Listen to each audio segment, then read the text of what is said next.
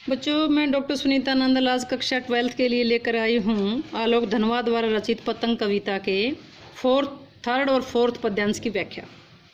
हम फर्स्ट और सेकंड पहले कर चुके हैं, तो अब इसकी व्याख्या देखिए। थर्ड पद्यांश की। छतों के खतरनाक किनारों तक उस समय गिरने से बचाता है ही नहीं, सिर्फ उनके ही रोमांचित शरीर का संगीत। पतंगों की धड़कती ऊंचाइयां उन्हें थाम लेती हैं, महज एक धागे के सहारे। पतंगों के साथ साथ वे भी उड़ रहे हैं अपने रंध्रों के सहारे। इसमें पहले आया है, पहले बढ़ चुके पहली और दूसरी व्याख्या में।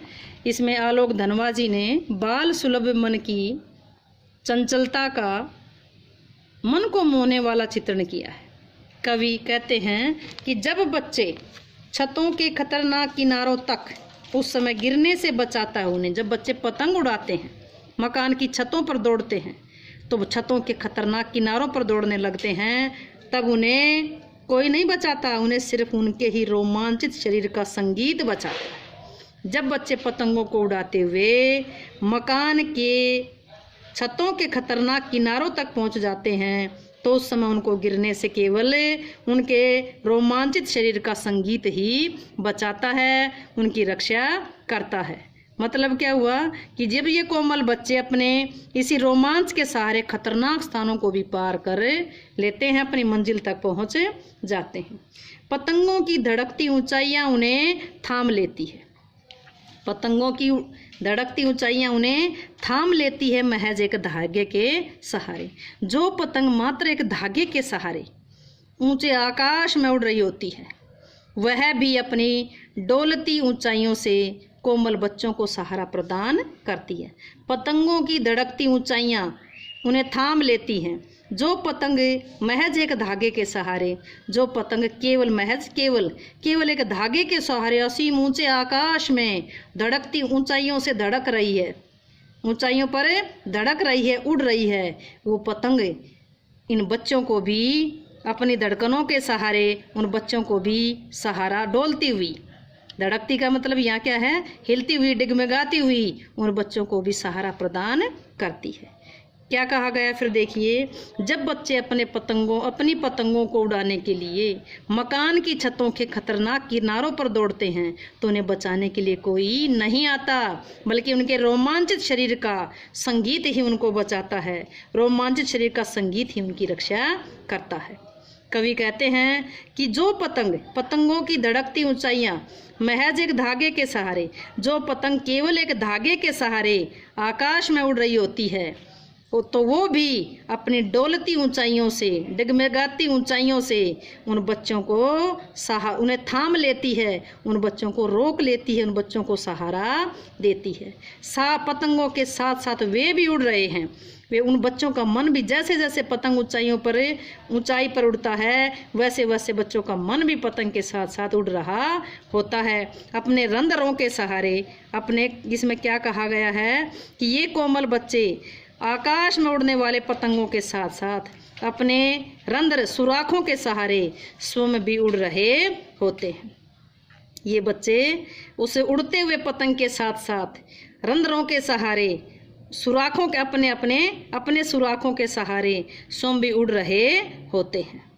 फिर देखिए, जब बच्चे अपनी पतंगों को उड़ाने के लिए मकानों की छतों के खतरनाक किनारों पर दौड़ते हैं, उन्हें बचाने कोई नहीं आता, केवल उन बच्चों के रोमांचित शरीर का संगीत उन्हें बचाता, उनकी रक्षा करता है। जो पतंग को केवल एक धागे के सहारे आकाश में उड़ रही होती है, वह डिगमिगाती हुई ऊंचाइयों से बच्चों को सहारा प्रदान करती है। और ये बच्चे भी आकाश में उड़ने वाले पतंगों के साथ साथ अपने सुराखों के सहारे स्वयं भी उड़ रहे होते हैं। अर्थात बच्चों का मन इतना कोमल होता है कि पतंगों के साथ आकाश में उड़ रहा होता है। अब लास्ट पैराग्राफ देखेंगे। अगर वे कभी गिरते हैं छतों के खतरनाक किनारों से, बच्चे पतंग उड़ाते हुए अगर गिर जाते हैं और बच जाते हैं, तब तो और भी निडर होकर सुनहले सूरज के सामने आते हैं। पृथ्वी और भी तेज घूमती हुई आती है उनके बेचैन पैरों के पास। वही है इसमें कि बच्चे की बाल सुलभ मन का सुंदर वर्णन करते हुए आलोक धनवा जी कहते हैं कि अगर बच्चे अपने पतंगों को उड़ाते हुए और छतों के खतरनाक किनारों से कभी बच जाते हैं, पतंग उड़ाते उड़ाते बच्चे गिरने से बच जाते हैं, तब तो और भी निडर होकर सुनहले सूरज के सामने। तब तो उन बच्चों में और भी साहस भर जाता है, और भी निडरता के साथ सुनहरे सूर्य के सामने आते हैं। सुनहरे सूरज सूर्य के सामने आते हैं। जब बच्चे गिरते गिरते छतों के किनारों से बच जाते हैं और वे निडर होकर के निडरता से सुनहरे सूर्य के सामने आते हैं, अर्थात उनका साहस और भी बढ़ जाता है। पृथ्वी और भी तेज घूमती हुई आती है उनके बेचैन पैरों के पास। पहले तो आती थी पृथ्वी, और जब वो बच जाते हैं गिरने से, तब पृथ्वी और भी तेज गति से घूमती हुई उन बच्चों के बेचैन पैरों के पास घूमने लगती है, उन बच्चों के बेचैन पैरों के का स्पर्श करने लगती है।